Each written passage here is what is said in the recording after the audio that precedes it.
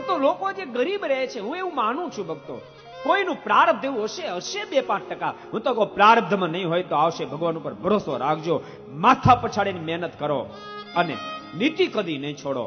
નહીં પ્રારબ્ધમાં હોય તો ઠાકોરજી આપશે, પ્રારબ્ધ નહીં હોય તો આપશે.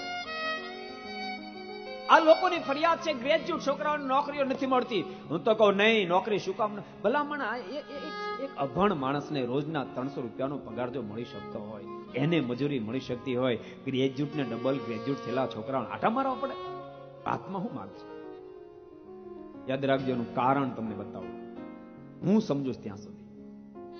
એક તો પહેલું કારણ એ છે કે ભણ્યા પછી માણસ સીધી એસી ઓફિસ જોઈએ. યાદ રાખજો, સીધી એસી ઓફિસમાં જ બેહવું છે, બીજી મહેનત કરવી નથી. યાદ રાખજો, જેટલા ઊંચાઈ ગયા છે એ તમામ માથા પછાડીને મહેનતો કરી છે, ત્યારે ઊંચાઈ ઉપર ગયા છે. અમે ધનજી બાપાની ઘેર રસોઈ કરવા ગયા હતા સુરત મહોત્સવમાં, કારણ કે યજમાન મુખ્ય હતા. એટલે ત્યારે સૌજીભાઈ જે વાત કરી કે સ્વામી, અમે જયારે અહીંયા પહેલી વાર આવ્યા ને ત્યારે બાપા ટ્રકમાં આવ્યા હતા અને એ ગાય લેતા આવ્યા હતા. ખૂબ એવા દિવસો મેં જોયા, પણ મહેનત એવી કરી, 12-14 કલાક સુધી મહેનત કરી અને ભગવાન ઉપર ભરોસો. મેં 1.25 લાખ જન્મંગલના પાઠ નારાયણ મુનિ દેવીની આગળ બેસીને કર્યા, ભગવાનનો ભરોસો.